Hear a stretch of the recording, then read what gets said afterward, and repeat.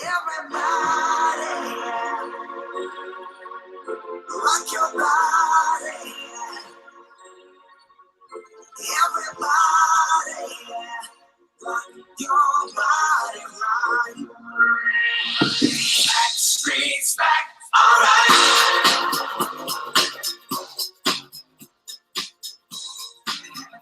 Do I even let it go anymore? Well, think that answered your question. welcome to Jomboy and Jake Radio. It is Wednesday, May 1st, Jake's 5th to 8th favorite month of the year. And we got Backstreet Boys on the tunes because it is boy band week. Backstreet Boys, what's your thoughts, Jake? Do you think of them as second tier to NSYNC, or do you think of them as like the older, more original? How do you differentiate between NSYNC and Backstreet Boys? I don't think you could tier NSYNC and Backstreet Boys. I think what's get lost in time is that Justin Timberlake is by far the most talented person between the boy bands. So if you get lost in that, it obviously makes NSYNC look better. I mean, I lived in a time when it was 50-50, if not, I think Backstreet was more popular, or kind of like you said, they beat him to the punch a little bit. I mean, it was straight coin toss. It was one of the more dividing things. Well, not dividing things in the country. That leads to a different topic. But I don't know, kind of like that Laurel Yanni stuff or that gold dress, blue dress. Like, it was a coin toss, and you weren't wrong either way at the time. Now, I think revisionist history, you look back and you see Justin Timberlake, and you're like, well, NSYNC was better. And it's like, I get that looking at JT, but no, it's coin toss land. I've always thought, not that I think they're second citizen, but I thought the public thought Backstreet was second citizen, but I could be wrong. But Backstreet's got the best song of the bunch. I Want It That Away. That's the best song of the two groups, their best songs. So okay. I Want It That Away by Backstreet Boys. How good is your good? Yeah, there you go. Though it's boy band week, we got one more day left. And that's all. That's exciting. Good stuff. Happy Wednesday, Jake. How are you doing? Do you want to let people know? If you got free tickets to a concert, would you be more excited for Backstreet or NSYNC? I wouldn't go to either. You're like, have to. It wouldn't make a difference. I'd be more excited for... I mean, it's NSYNC because of Justin Timberlake, but I would not go to either. I would... If I did, I'd sit in the back and just listen. Like, I wouldn't actively watch that concert. A lot of people listen at concerts, I'd say. Yeah, but they're like up front, like dancing and stuff. Oh, I'm not throwing you up front dancing and stuff, bro. I went to see Houndmouth once. I like the band Houndmouth, and they're playing in San Francisco, and a bunch of us went. They like ran up front to be like front and center. It's a small venue where like everyone's packed like sardines on the dance floor, so you can't even really dance. You're just standing, you're touching shoulder to shoulder, chest to back, right. And like everyone's like hopping up and down in rhythm. And there we're all excited. The people we went with, like, I gotta go. Let's go get front row. We get right there. We'll be right up live with the band. And I don't even know why I entertained it. So I went up with them and did one song. And I was like, yo, fuck this. I really like Houndmouth too. Like, well, I did back then. But I went to the balcony, leaned on the railing, listened to some of my favorite songs by them, and had like a blast. And I was like, get me out of this pit in the middle. But people enjoy that, so that's fine. Not for me. Yeah, I'm trying to think. I think the only time I've had that like rush to the front sensation was one of those like old Dayglows. Oh yeah, we were at the front of one of those Dayglows. Yeah, but I mean those were just totally different worlds. The goal is to be packed at Dayglow, where everyone is. Yeah, I mean, your goal is to get covered in paint too, so it's just a little unorthodox. But yeah, outside of that, I don't think I've ever had the rush to the front sensation. No. Do you want to let everyone know how you're doing? Top morning? Yeah, brutal morning. If you're a listener, you know that I have like a pet peeve, and I mean maybe it's where the phrase pet peeve comes from. My dog, who I'm incredibly in love with, I spend most of my day he's by my side, in a literal fashion. Um, when he wakes me up, so and regular listeners have heard this before. If you're not, well, welcome. Here's a greeting. When he pounced on me and he like licked my face this morning, like you picture in a movie. Like I'm picturing it's like the opening. It's the opening scene. The dad character in the movie. You know, the kids are running around. The wife's doing her thing or whatever.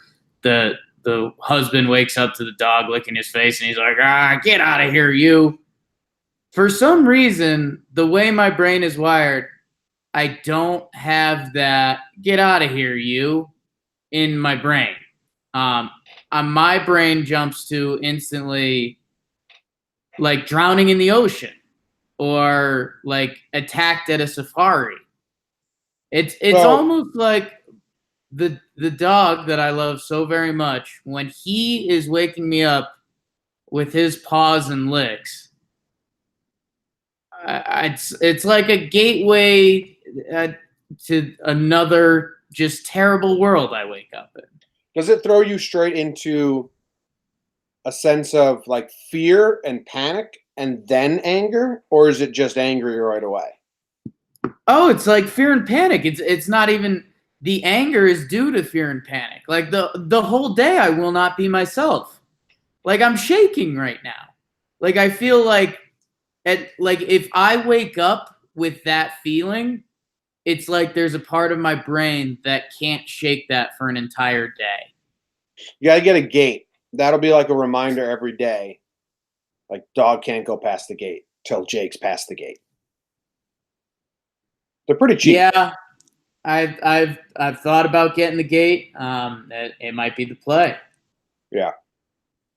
We got a gate now. Now we lock Zimmer upstairs with us. Zimmer. But Zim's going to Did get. Zimmer jump on a bed? Not anymore. He's too old.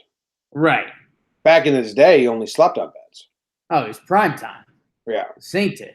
He can jump on the couch every now and then, but if you're around, he would put his front paw legs up and then just look at you. Are you going to help me or what? I'm old. And it's like, well, how'd you get up there in the middle of the night, punk? Huh? You punk.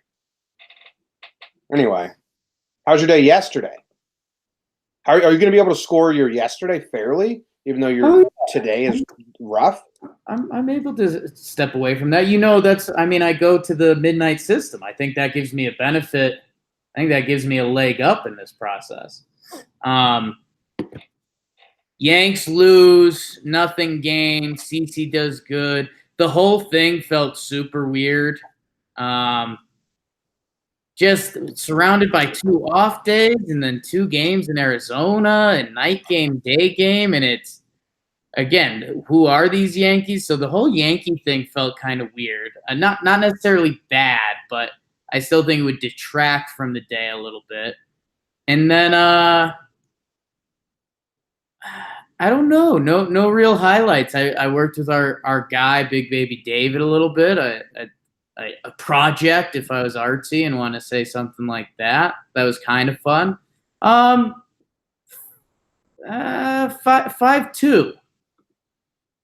5'2". That was my grandpa when he wore boots.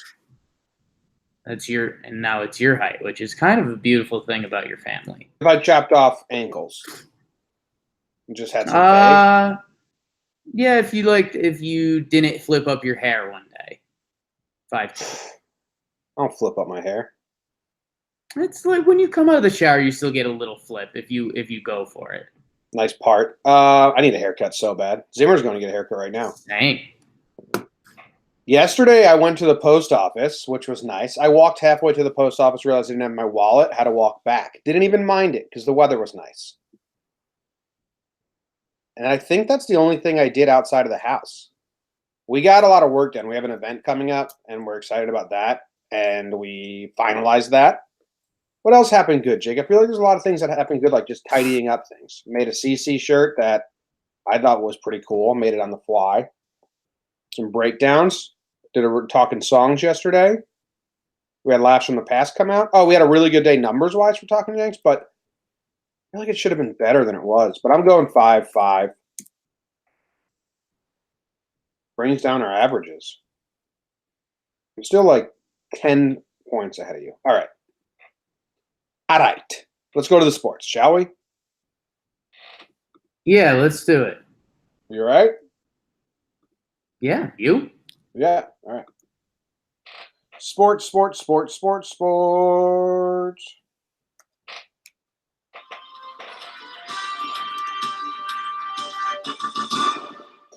Yankees lost to the Diamondbacks. Zach Greinke shut down the bad lineup that the Yankees threw out. CC Sabathia got his 3,000th strikeout. It's a pretty cool exclusive club that he now is in. The Mets beat the Reds in 10 innings after Familia blew the save. Pete Alonso with the walk-off sac fly. Todd Frazier homered early in the game. I think Vargas pitched well, if he pitched. I didn't pause it on that. The Islanders played tonight at 7 o'clock. They are down 2-0 to the Hurricanes. And the goaltender Robin Leonard said, we're going to go in and we're going to win in their building. There's no ifs and buts about it. There's 13 days until the 2019 NBA lottery, and the Knicks await their future. And Terry Collins, the ex-Mets manager, has signed on with Fox Sports to provide analysis during the game. That should be boring.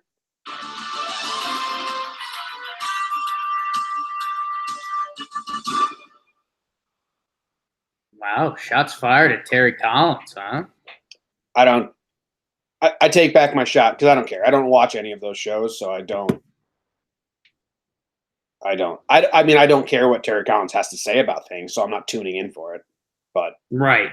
I could see him being okay, though. He's got a little spunk in him. Do you? Maybe it's because we do so much of our own stuff. Do you or have you in the past ever tuned in to like, you know how like they have Shaq and Chuck on TNT and it's awesome and everyone loves it? Right. MLB's never found that, at least for me. Like I've never wanted to go to one. They have Ortiz and A-Rod in the playoffs that I think people like. I don't care. I don't never watch any of that. Yeah, in the playoffs, I think it's kind of fun because it's what? It's A-Rod, Big Papi, Pedro. Frank Thomas, Pedro. Yeah, I don't know. I feel like in the playoffs, it feels comparable to like the TNT crew for basketball. I don't know. During the regular season, I feel like baseball, and I don't know. I'm not going to turn into a baseball bash session, but like, I feel like they do those. Are they Saturday like showcase games during the season? And they'll cut, and it'll be like Frank Thomas, Eckersley, maybe somebody else, various players. I think A-Rod was on there a little bit. But it's just like bizarre to me. It'll be like, oh, it's our Saturday featured game. It's the Giants versus the Diamondbacks.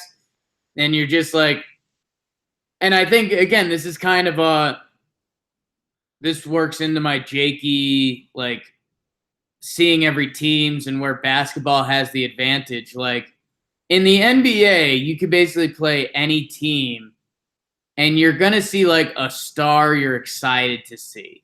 Like if you play the Phoenix Suns, you'll be like, yeah, they got Devin Booker. That guy can put up 70 points on a given night. Like that's kind of cool. So then they cut to Shaq and Ernie at the half and, you know, Charles Barkley will be like, I'll tell you what, that Devin Booker, he can fill it up, huh? Rest of those guys, bums. And it's like, okay, you get some entertainment value there. Like what would they do if it was the Diamondbacks? Like we'd tune in and it'd be Frank Thomas and he'd be like, Eduardo Escobar, that guy could be an all-star. And like just a lot of people would be like, I do not care. Yeah, I don't know if there's a way to do it. I think baseball is more regional and you want your own shows post game, where basketball is more of a national sport and you want to know about everything going around the league. Is what I would say. But I don't. So Terry Collins, good for you, but I don't care. Congrats, Terry. The Mets did win though. Little walk off. Pete Alonso walk off. Walk off sac fly. Sac fly is underrated. They clipped the Reds. Did the Reds call up that prospect? Did he make his debut? Let me bring up that box score. They were going to call up Senzel. It doesn't look like he played. But I think he's like supposed to be the number 2 prospect in baseball. That would have been fun for some deep track Mets baseball fans. But Familia good, blew they the got. save. I think Mets fans are elated. Yeah, Vargas 5.1 earned runs. He's the best pitcher of late. His ERA was above 6, and he just had that pic of him go viral where he looks like a crazed 7th grade science teacher, and then luckily he got one upped by that guy that looked like he was from the 1700s behind him. But I couldn't believe Jason Vargas looks like that. That guy that was behind him in that video, he's like, I know it's not fake, but it's fake. That's right. That's a 20-year-old in an old man's costume. Yeah, but like it's not.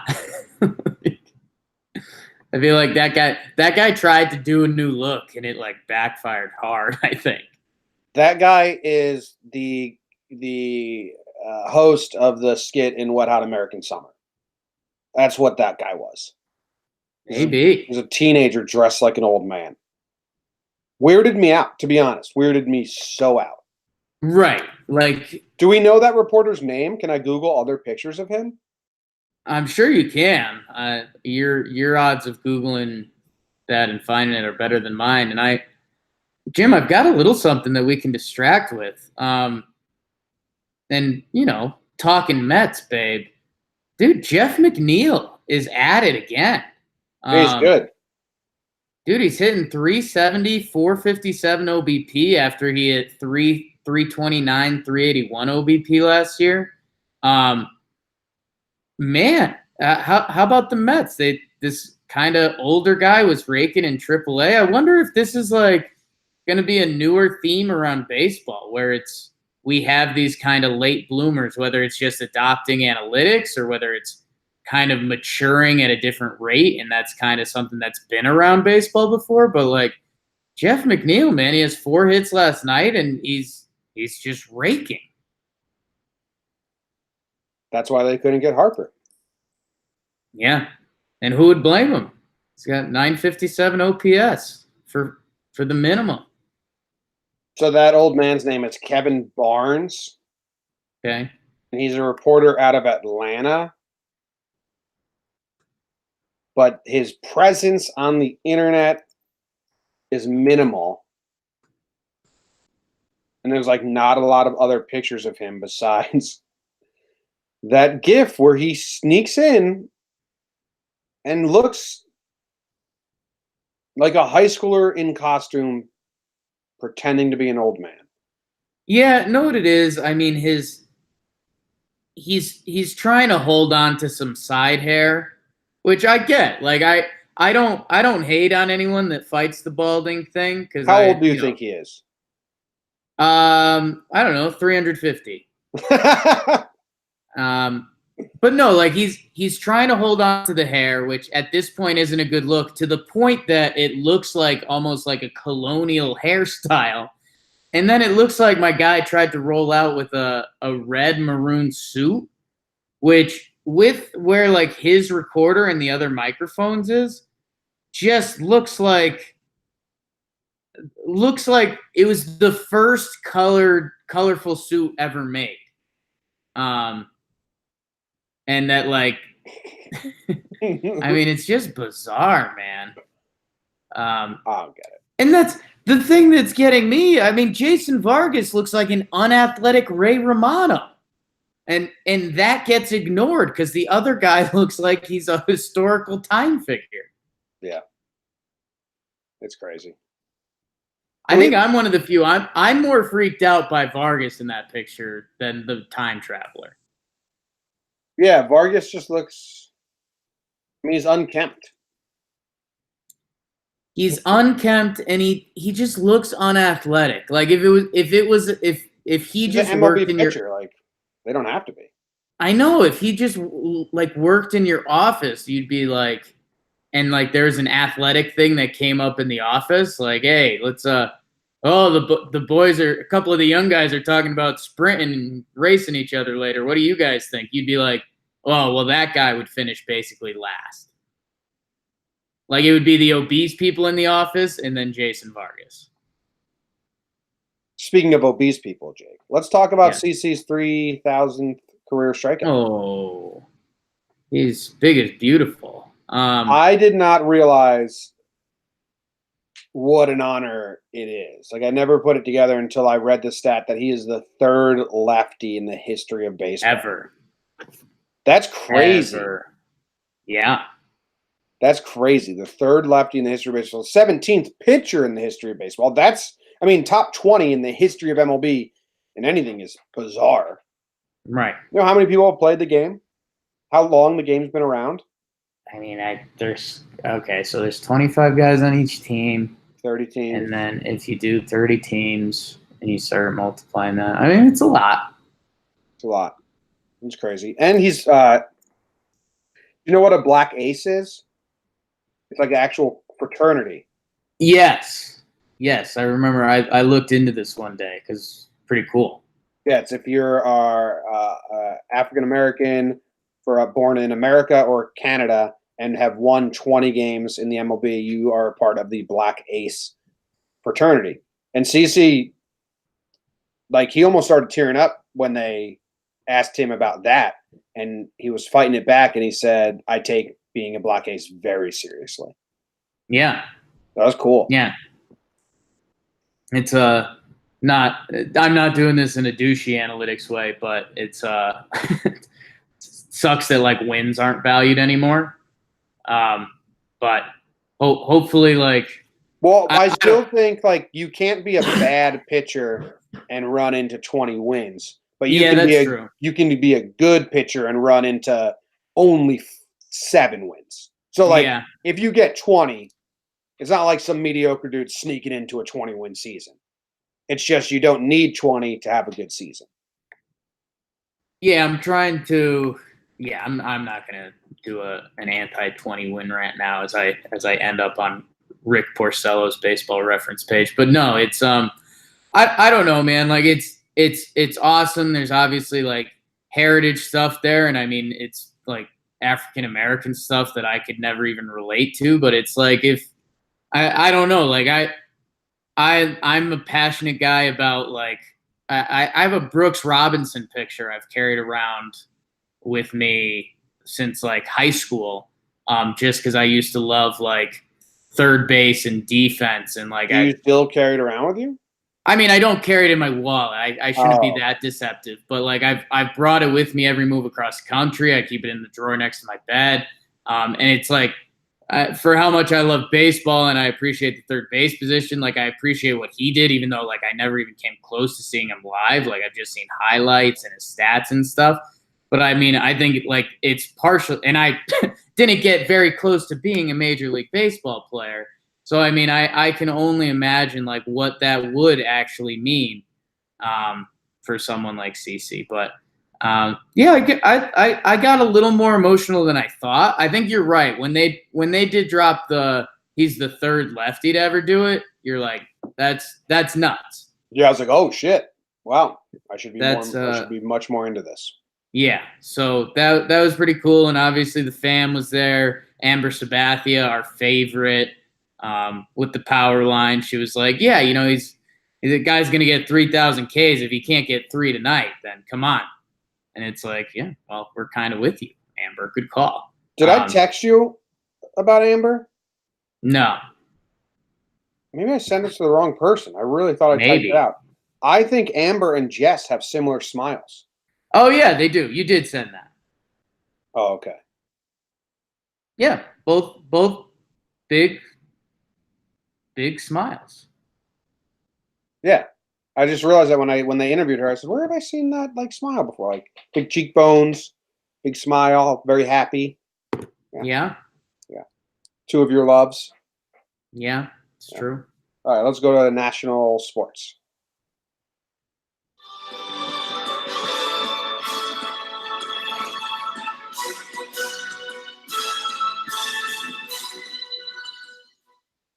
Jimmy, NBA playoffs, the basketball, we have a leveling out. Boston, Milwaukee ends up blowing them out. They want to make a series out of it.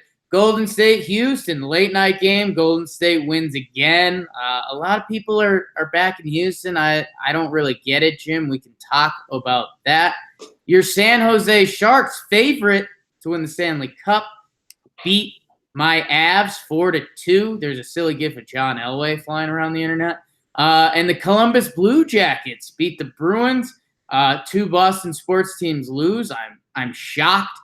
And yeah, I think that's pretty much all I got, Jim.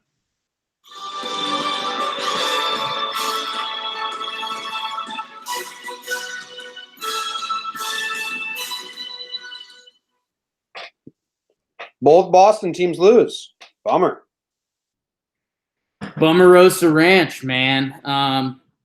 Yeah, it was because I wasn't gonna watch the Bruins game. I was tracking that from my phone a little bit, but I saw Columbus was up 2-0, so I did, the classic two goal lead is the most dangerous lead in hockey. And then I saw they scored one, and I was like, oh boy, here we go, Boston sports. But Columbus held them off. If any of our Blue Jacket fans are listening, feel free to reach out to us and let us know how that match was. Did you catch any of your Sharks, Jim? Yeah, I had it on in the background for a little bit, but then I told you I barely got to watch like the Yankees game yesterday because I was trying to make shirts, make breakdowns, and do all that stuff. So I was like, Right. But they won. Couture got the hat trick with an empty netter at the end. But that was big to win one on the road. Like if whatever, I was just gonna spout so many cliches. Yes. Like Need them. they're the first team to go up now, 2-1. Like if other way, if the Avs won that game, then the next game becomes a must win for the Sharks because now they're down 2-1 on the road, and I think it becomes a must win. Now the Avs can win the next one, and we go back to San Jose, and it's been nice, but I don't think the next game is as must win now. You know what I mean? Because you want to get one on the road. I've been laughing because you mentioned how it can become cliche-ish pretty easily. Dude, the new one that everyone is rolling out is like if a team wins game one, now the phrase that I've heard so many sports people saying is like they look at the other team and they go, well, do you really think that they can win 4 of the next 6? And it's like, I haven't heard that yet. well, if they win game 2, then yes. like it's so I don't know. I've heard it from an odd amount of people, and they're like, well, I mean, you got to think about it like this, and it's like, well, yeah. And but if that's they win the the thing next one, when people then are forced. then if they win the next game, then either of the team has to win 3 out of 5. So That's what happens when you sit people down and say, talk about this, and they have to force like questions and opinions. talk about these. The Sharks are the best ever, though, so that's great. Yeah, that's pretty cool. I'm excited for you. I think you've been a big part of this, to be completely honest. Yeah, I don't have the hat on today, but it's an off day. I mean, they were down what 3-2 to the Flames, 3-1, and then we got that hat on you. Yep. They've won They've won their 4 out of their next 5 since I put the hat on. I mean, they've been absolutely rolling. So I don't know. Kudos to you. Thank you. Let's see. I'm 4-1 in Sharks games I've watched. 4-1 in Sharks games I watched. That's impressive, man. Yeah, find a Sharks fan with a better record than me. Ooh. Oh. Hey, we didn't talk about this in the Tri-State news, but Sure. the Islanders goalie guaranteeing a victory. Like, I love Hurdle guaranteed a game 7, and then he got the overtime goal to force a game 7 versus the Knights, and it was badass. Sure. But why the need to guarantee that? Because especially when you're the goalie, like, I don't know, man. Hey, goalie gets hot in hockey. That can run you to the ship. You know what? I'm being too logical. You want your players to be cocky and confident as ever going into a game. Yeah, And because no. To be honest, if you lose, well, here's the scenarios. All right, if you lose a close game, then you kind of walk away, and they're up 3-0 in the series. And if it's a close game, you walk away, and that guy still can keep his head high because it's like, man, we gave everything we had into this game, and they got us today. And then it just gets forgotten. Then, like, a couple years later, you crack a joke to each other, and you're like, remember when he guaranteed that game and they lost? And you're like, yeah, I don't care. If you guarantee it and you get blown out, that's egg on your face forever. Like, if this guy has a tough first period, he gives up 3 in the first, and they got to yank him, like, that's all-time bad.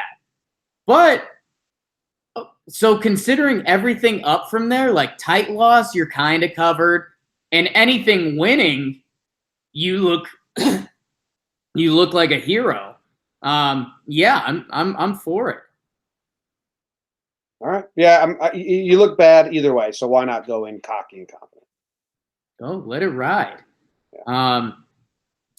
We had let's see. I watched a chunk of Golden State versus Houston. I don't know, man. It was I talked about this. I mentioned my artsy side project with Big Baby Dave Mendelson. How come you're calling that artsy? Just because I've never called anything I've done like a project. Okay. I guess that's why. I'm just really thrown off. I'm really thrown off by that term. But it was one of those classic.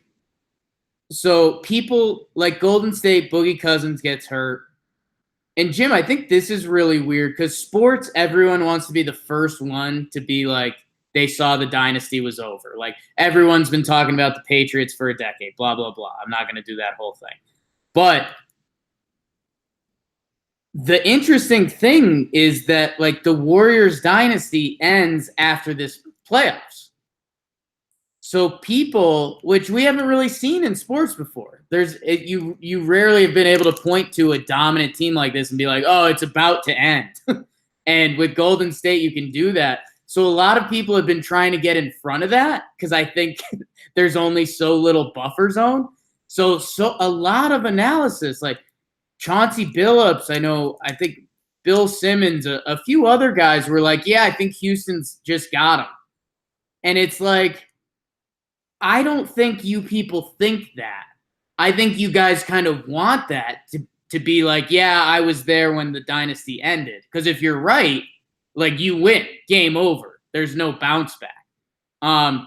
But yeah, I mean, this has just been Golden State being better than Houston for 2 games. 2 games in Golden State. A lot of point scoring, Jimmy. Wink, wink, nudge, nudge, if you know what I mean. I got you. We'll see if it goes back to Houston. And, hey, maybe they'll own their home court and it'll become a great series. But I just think Golden State is better. Like, people have come so far away from Houston getting worse this offseason because they lost Trevor Ariza, who used to guard everyone and hit corner threes, to now they're just like, well, I don't know. I don't fully believe in Golden State. So, yeah, Houston. And it's like, no, you don't believe that. You want that. I like that. Right? Yeah. But I don't think Kinda they're makes lying. sense. I think they're just subconscious is lying to them. Exactly. Like, I'm not mad at them because, like, my brain does that too. My brain does that, like, when I bet Boston sports. Yeah. Yeah, and I like get it. I think it's so much you want to believe that result and that the fact that there's a chance for it, that you're like, yeah, I'll go for it. But anyways, Milla, they beat Houston. And yeah, for all the referee stuff that was nuts yesterday, it wasn't an issue. Harden got fouled on a couple threes, but like everyone agreed. So they win. We'll see if Houston can turn it up in Houston. Turn it up today, Junior. Did you see the Brad Marchand punch? I did not. I'll look into that. Is it good? Tell me about it. I don't know. Okay. I've seen a couple angles, and it's after the play is dead. Guy on Columbus is on his knees in front of the net, like after the scrum, and Marchand comes up behind him and punches him in the back of the head. Okay. But I don't know. I can't figure out if it was just like a little bloop, like a little pop to the back of the head, or if there was actually a little more. It wasn't a straight out like slug, like it wasn't like whack. It was definitely a tiny jab, but the way the Columbus dude like reacts to it, and the fact it's the back of the head, like I think that's better if it's the front of the head, to be honest. A lot of people are. Are you looking at it? Yeah, I just watched it. What angle did you see it from? So I saw the first angle that I saw was kind of, you see the front of the Columbus player's head. So you see Marchand throw a little bit, and you see the head move, and then Marchand walks away, and everyone does kind of the, oh, what the hell? And you're just kind of like, all right, that other angle is pretty damning, man. Just punching a dude in the back of the head. Like if it's, it's not a big swing, but it's still like a full jab, you know. In fact, he just skates away after. I love Marchand's rattiness. Like, did you see a couple games ago off the face-off, he just slammed his skate onto the other guy's stick and broke the blade right off? I did not. And no one saw it. Like he gets away. Listen, I'll say this: he's very good at getting away with this shit. I don't know how he continues to not no ref sees any of it, but I don't know how bad this one was. Like, people are saying he should be suspended. I don't know if he should. I don't know how bad it was. This one's harder for me to like get joy out of. Like when he broke the dude's stick, I almost wanted to do a breakdown of it because it was hilarious. Because what happened, Jake, was the player got a stick broke, so he like starts screaming and yelling like, "What the fuck?" And the ref has no idea what happened, so the ref yells at the other player who got his stick jumped on, because that's how good Marchand is at this shit. That's when you know you're good at it. Yeah, so I don't know. It is. Listen, it's not a good look. I wouldn't want to be the guy who skates behind someone and punches them in the back of the head. Yeah, and I mean, the thing that's odd about it is, from all the articles that have popped up, like they're saying unprovoked. Like it's not like that guy and Marchand did anything earlier. It was just Marchand seeing an opportunity to be a pest, so he did it. Yeah, I mean, that's his game. His game is to get under your head. I think he's having a bad series, though, Marchand. So, like, even Boston fans are like, dude, this is fun when you help us out, but you're... Yeah, and he it's just a weird, because it's not like the top of the head. Like, you picture, if you're doing this, it's normally top middle of the head, that, like, when you hit it, like, middle would be kind of direct contact and maybe would have made this worse. Top of the head, like... You get your knock in, but your hand comes off of it, and it doesn't look as bad for you, I think. He hit it like almost the base of the neck, and it's a quick jab. I don't know. I'll be interested to see, because I obviously can't form a great opinion on it. But, I did something like this once in hockey. Ooh, bad boy. Yeah, like pesty, annoying. I skated behind the goalie, right?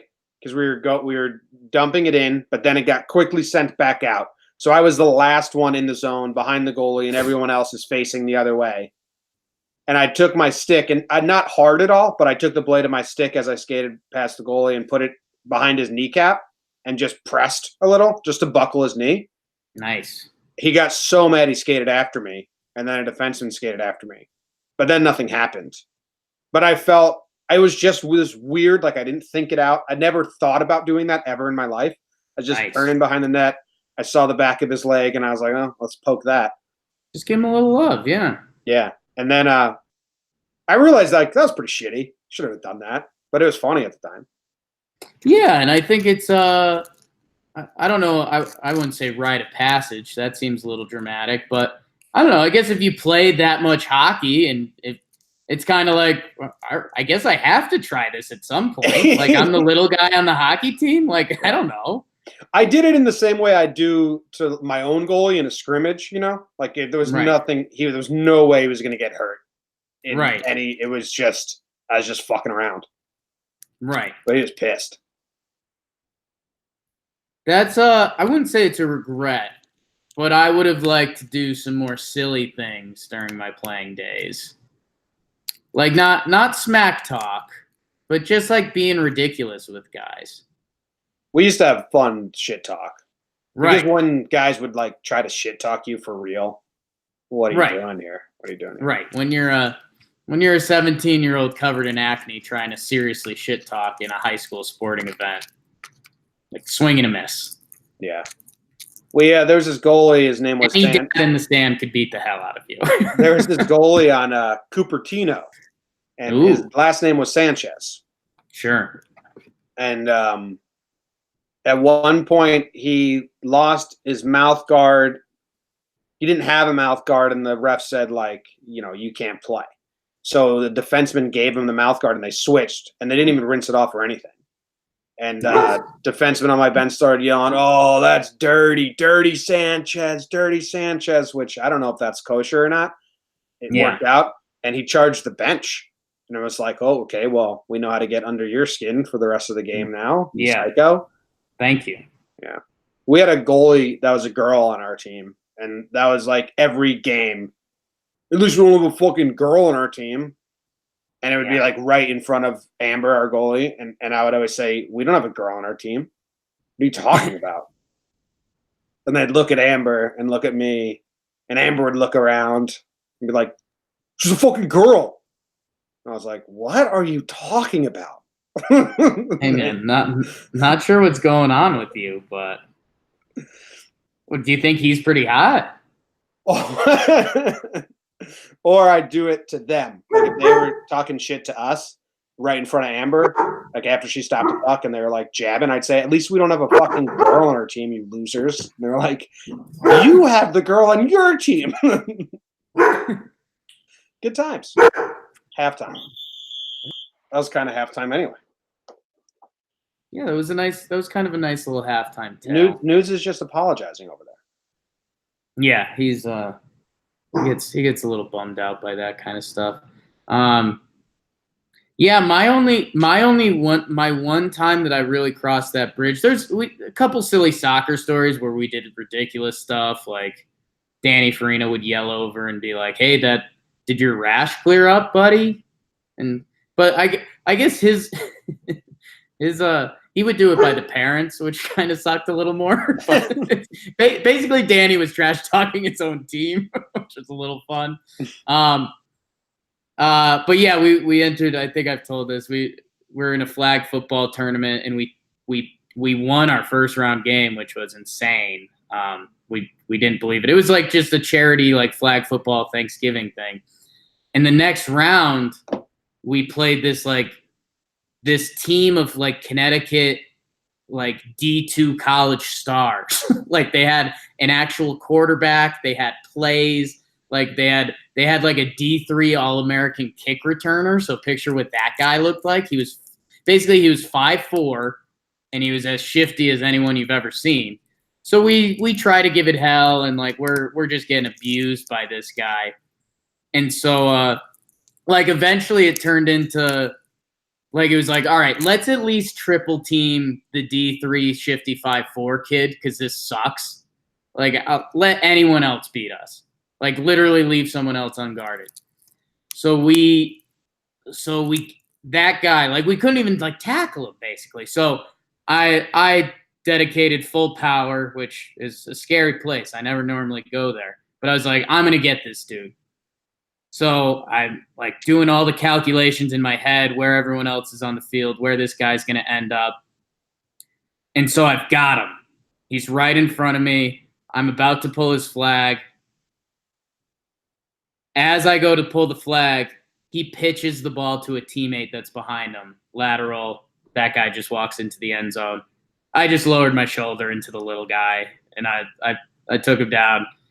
And I was like a little taken aback by myself. Like, I'd never done anything like that. I was like, is that cheap? Is that bad? Should I like get beat up now? And the guy looked at me because he's like a real football player, and he's like, yeah. It definitely wasn't the first time he's gotten that before. So yeah, but it was.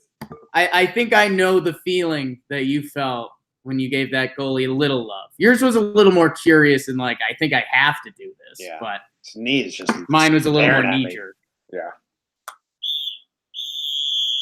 I read the news today, oh boy, and though the news was rather sad, well, I just had to laugh. I know it's 6 o'clock. Time for the news. A Bedford company shooting was the result of a Chevy versus Ford argument. EPA says popular weed killer glyphosate is not a carcinogen. So big news there. The EPA says popular weed killer glyphosate is not a carcinogen. A grandma, 85 years old, was caught with 60 grams of cannabis in her bra. Yeah, in her bra. Indian Army says it found Yeti footprints in the Himalayas. That's huge. 2 clients of a spa that offered vampire facials have been diagnosed with HIV. Sorry that I just giggled. A suspicious object leads police to shut down a state street in Chicago, but it was just a can of Chef Boyardee on wheels. A big plastic cow vanished from a steakhouse, and owners are offering free food for its return. I read the news today, oh boy.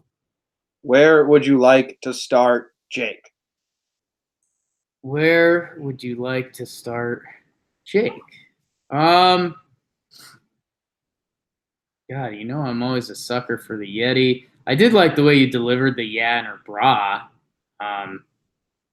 What's that from? What is that from? Is that Liar Liar? I don't know. It's from somewhere they're like. Yeah, it is Liar Liar. What's the line? Let's I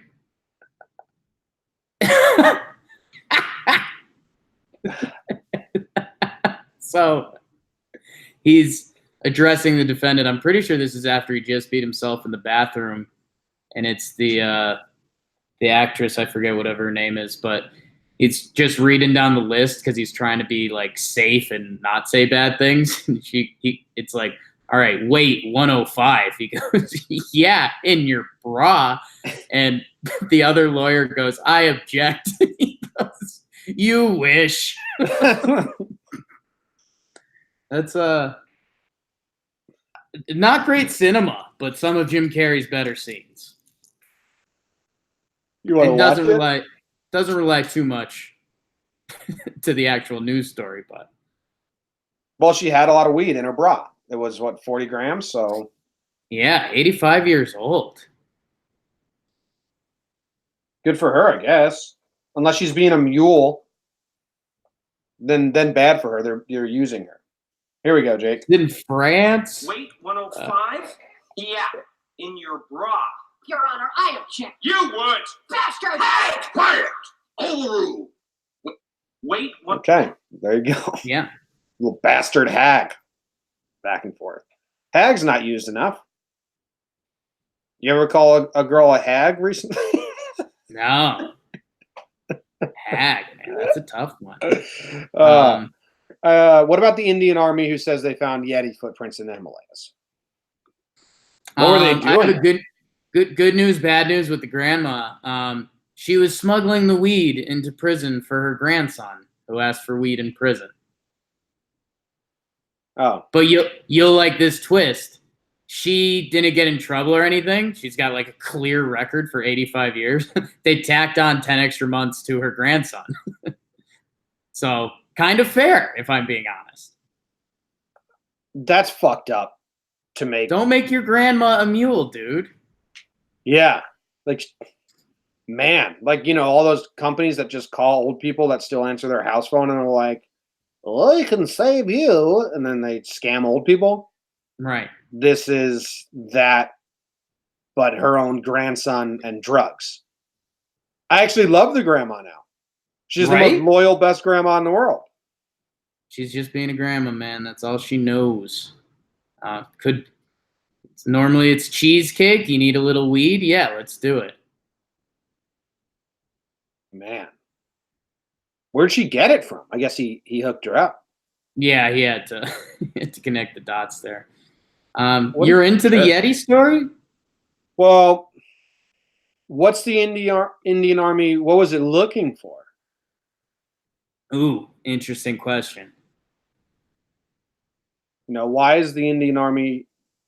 The Indian Army says it has discovered footprints in the Himalayas that appear to belong to a Yeti, known in the United States as Bigfoot or the Abominable Snowman. Measuring 32 inches by 15 inches, the footprints were found near Mount Makula Base Camp April 9th. A spokesman for the country's defense ministry told NBC News on Tuesday that photographs taken by the Army's mountaineering expedition team had been passed on to the scientific community for verification.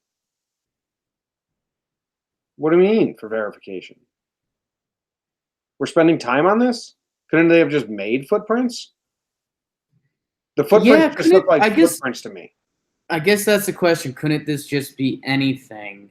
Couldn't it be some super sweet snowshoes?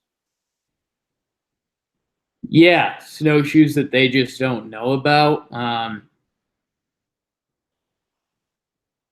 Or maybe it's just a guy. Yeah, he put something slightly different on his feet and just wandered into the woods. I've got actually, Jim, it's someone you've met. Do you remember when you went to, I think it was your cousin's wedding, and you saw somebody there that knew me? Yeah. Trevor? Yeah. He's in the Himalayas right now. Why? So maybe it's him. Okay. Let the government know. I can reach out. Yeah. That's just our friend Trevor who's in the Himalayas. So, Jake, you see a sign in the window, come get your vampire facial today. Right. Oh, look at this day spa. They're offering vampire facials. What's that, you say? It's a procedure in which plasma is extracted from a client's own blood, then injected into the patron's face. Nope. People are so dumb. Well, this is a Kardashian thing. Kim Kardashian did this, posted on Facebook, and then a bunch of spas decided they wanted to do it. Are they just making a person's face bleed out? No, I think What are these pictures? What am I looking at? No. They're taking blood from people, right? And then injecting it into the face. So they're taking it out of the body elsewhere, injecting it into the face to give them, like, I don't know, more blood in the face. I need less blood in my face. I got a red face 90% of the time. This doesn't make any sense to me. People are so dumb. 2 people have gotten HIV from it. And the pictures are disgusting. So the world sucks. Yeah. That is gross. Sucks that they got HIV. But I mean, maybe that's just Jakey waking up by his dog, though. Maybe tomorrow I'll think that story is hilarious. Okay, here I have a serious question on this next story. A suspicious object leads police to shut down State Street in Chicago, but it was just a can of Chef Boyardee on wheels. That's suspicious. What are you talking about? You can't tell me, like, oh, that's a suspicious object. That was just a can of Chef Boyardee on wheels. That doesn't answer any questions. It just gives me more questions. Who put a Chef Boyardee on wheels? Have you seen the picture? No. Is it going to let me down? No. Okay, that's suspicious. One of the most suspicious things I've ever seen. It's like skateboard wheels with a tube, it's like a straw, but probably wooden wooden tube between the skateboard wheels, and a can of Chef Boyardee with a smiley face on the front and a little ignition light on the back. That is, Artie's asking for a link in the chat. Here you go, Artie. That is as suspicious as it gets. What? That's, I mean, so I need to know how, when they said they had to clear a downtown street, I need to know how inconvenient that was to everyone. Because if it was just like get a couple of the people off the sidewalk, I'm kind of okay with this. Because this turns out a DePaul University student made a car prototype for a design class and put it on the street to take a photo. Dude, that dude's a liar. He made this for a class. He Right. knew that he could put it on the middle of the street just to say he was taking a photo. But it's a can on wheels with a clear, like, he'll just say it's a tail, but it looks like an ignition thing, that you would light. A fuse. It looks like a fuse. This kid very well is like, oh, this could cause a commotion. Let's see how people react. I think people could think this is something else and like put it out there knowing full well he had the excuse. Like, no, I was just taking a picture of my project. You have to know when you put that tail on it that takes it from friendly Chef Boyardee car to looking like a potential bomb. Yeah, he knew that. Yeah. Did you ever have to take a class where you made something like this? Ooh. Like CO2 Not cars? really, man. I think my mom was pretty firm in the camp that I wasn't going to be good at any like guy thing, so I didn't really take any like, what were they, tech ed classes or anything like that, or anything even in that realm. Memorial didn't make you? I mean, we did at Memorial, but like we that was almost like that's when computers were becoming cool. Like they were trying to mix tech ed and computer. So we did a couple computer projects, and then we had like, you had to drill one thing with the hole saw, and like I did that. Oh, okay. My middle school, everyone had to make a CO2 car. That's like so cool. Like, no, we never did any of that.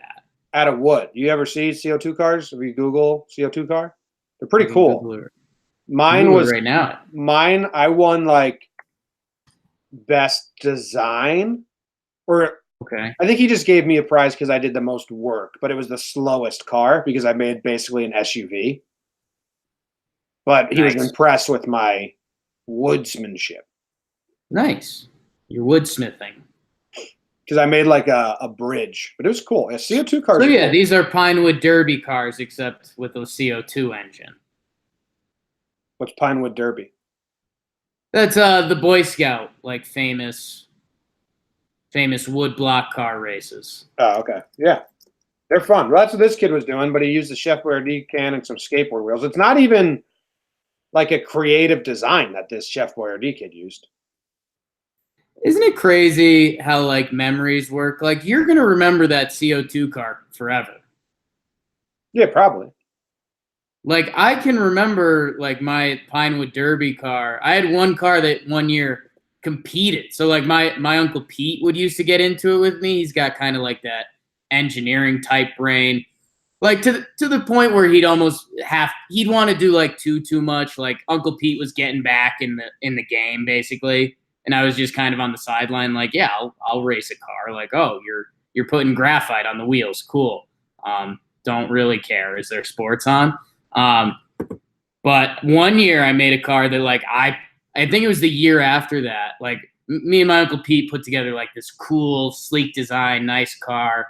Didn't end up doing too hot. And then the next year I was like, yeah, let's not do the whole thing. Like I'll put something together. And so the car could only weigh up to, I forget if it was ounces or pounds. I want to say 5 pounds, but that seems pretty heavy. But like there was a maximum weight.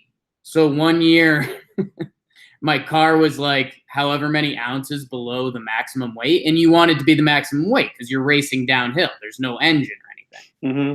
So we just started gluing like coins to the car. clearly not caring about aerodynamics or anything like that. Just gluing a couple nickels and pennies to the car so it would be as much as it could weigh. Finished like 3rd place. I'm going to remember that shit forever. That is cool. Luke's calling us. And dude, people got into it because it was the money car. So like the crowd was yelling money car. Like that was badass, man. I'm going to answer this call and put Luke on the radio show just to fuck with him. Debut. Welcome to Jomboy and Jake Radio. You're live. What do you got? How you guys doing? Jomboy and Jake, good to be here. I'm a regular listener. Today I was just calling to ask you guys about if getting a cool SUV ruins the car for what it really is. Go ahead, take a All right. Well, we're going to finish the show, but we'll answer. All right, you hang up and listen. Luke wants to know if getting your cool SUV ruins the point of having an SUV. I'm going to say yes. If you get an SUV, you're so firmly on that page. So firm. If you get a sports utility vehicle, right, but you're more into the fact that you want to keep it pristine and nice, then use it for like just chucking your hockey bag in the back and making it smelly, or your sticks in the back, or skis on the hood, or packing it up with people, then yeah, get like a nice little car if you don't want to use it for what it's worth. Yeah, I think there's an ideal adult stage where you'd have the SUV that you don't have any care about that. You can throw the smelly hockey bag or the smelly goalie gloves, smelly anything back there, and you're good with it.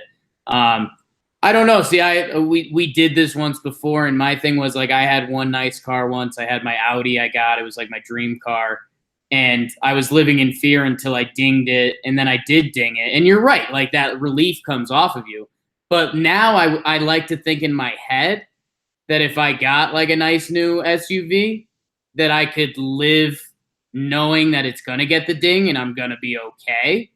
But I'm not sure. So I don't know. It's an interesting debate. Yeah. I had something else before Luke called in. He rolled that pretty well. You think that was actually what he was calling in to ask me about? Probably not. But I think he knows that's a topic that you are passionate about. Yeah. Interesting. He played it pretty well. Luke's been calling me a lot lately. We've been having a lot of conversations, so that's good.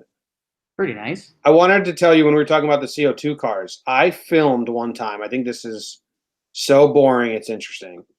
I filmed in Connecticut, Jake, the annual custodians competition for Connecticut. Whoa. So if you were the head lead custodian in Connecticut, like these people were, the main custodian for the Hyatt Inn or Marriott Suites, they were the handyman, Right. They all went to this banquet where there was a CO2 competition that was kind of fun, like a CO2 derby. But then there was a jammed lock. And they had to hit the start and then unjam the lock and hit the end, and you were timed on it. And there was like replacing a light bulb. And it was all these custodian things. It wasn't a joke. It was like a competition, and whoever was the best got a huge prize. One of the more interesting things I filmed where you're like, this exists? Yeah. What? You can do anything you want in this world. I haven't thought about that for until we saw that. So I figured I'd let people know that does exist. Yeah. They do exist. They do exist. All right, let's go to the bit of the day. It's the bet of the day. Bet of the day. Bet of the day.